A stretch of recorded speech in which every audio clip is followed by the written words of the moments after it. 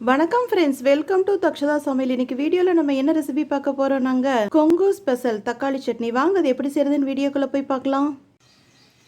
Kongu style தக்காளி சட்னி செய்கிறதுக்கு அடுப்பில் ஒரு கடாய் வச்சுக்கலாங்க. அதில் 1 டீஸ்பூன் ஆயில் விட்டுக்கலாம். 1/4 டீஸ்பூன் கடுகு, 1/4 டீஸ்பூன் சீரகம். ரெண்டும் பொரிஞ்சதுமே ஒரு பெரிய வெங்காயம் ஸ்லைஸாக கட் பண்ணி வச்சுருக்கேங்க, அதை உள்ளே போட்டுக்கலாம். ஒரு பெரிய சைஸ் பச்சை மிளகா பொடியாக கட் பண்ணியிருக்கேங்க, அதையும் உள்ளே போட்டுக்கலாங்க. 2 வரமிளகா 2ஆக கட் பண்ணியிருக்கேங்க, அதையும் உள்ளே போட்டுக்கலாங்க. 5-6 கருவேப்பிலை, எல்லாத்தையும் நல்லா வதக்கிக்கலாங்க. அடுப்பு மீடியம் ஃப்ளேமில் தாங்க இருக்குது இப்போது.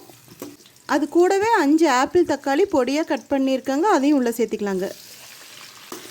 ஆப்பிள் தக்காளியே போடணும்னு இல்லைங்க, நம்ம நாட்டு தக்காளியும் போட்டுக்கலாம். நல்லா வதக்கிக்கலாங்க. இந்த தக்காளி மசிஞ்சு வர்ற வரைக்கும்.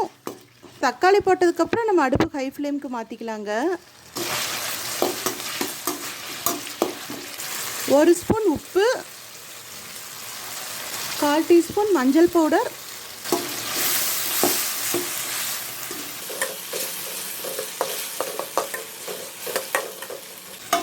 நம்ம மஞ்சத்தூள் எதுக்கு போடுறானாங்க, அது ஒரு கிருமி நாசினி, மருத்துவ குணம் இருக்கனால நம்ம மஞ்சத்தூள் எல்லாத்துலேயும் ஒரு 1/4 டீஸ்பூன் சேர்த்திக்கலாங்க.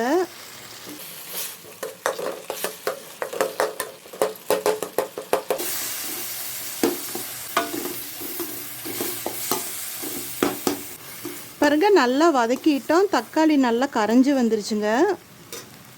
இப்போ இன்னொரு அடுப்பில் 1/2 லிட்டர் தண்ணி வச்சுருந்தேங்க, அது நல்லா சூடாயிருச்சு. இப்போ இதில் நம்ம சுடு தண்ணி சேர்த்திக்கலாங்க.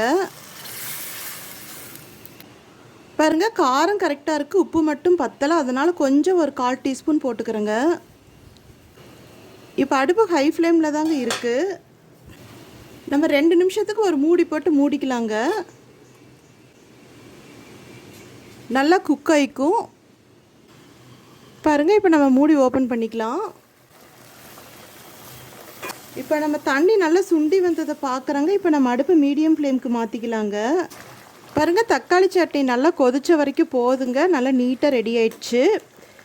இப்போ இதில் சில பேர் சர்க்கரை சேர்த்திக்குவாங்க, இனிப்பு பிடிக்குங்கிறவங்க. நம்ம அது விருப்பம் தாங்க, சேர்த்துறதுனா சேர்த்திக்கலாம். நான் சேர்த்திக்கலைங்க. அப்படி சர்க்கரை சேர்த்துறதுனா ஒரு 1/4 டீஸ்பூன் சேர்த்திக்கலாங்க.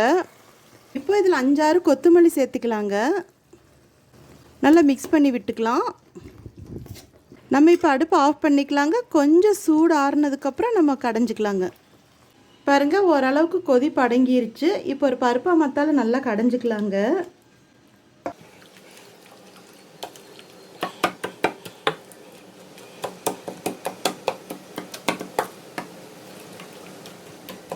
பாருங்கள், நம்ம நல்லா கடைஞ்சிட்டோம்.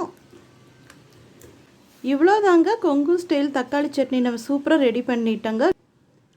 நம்ம சேனல் பிடிச்சிருந்தா லைக் பண்ணுங்கள், கமெண்ட் பண்ணுங்கள், ஷேர் பண்ணுங்கள், சப்ஸ்கிரைப் பண்ணுங்கள். அப்படியே பக்கத்தில் இருக்கிற பெல் ஐக்கானையும் மறக்காமல் கிளிக் பண்ணுங்கள். தேங்க்யூ.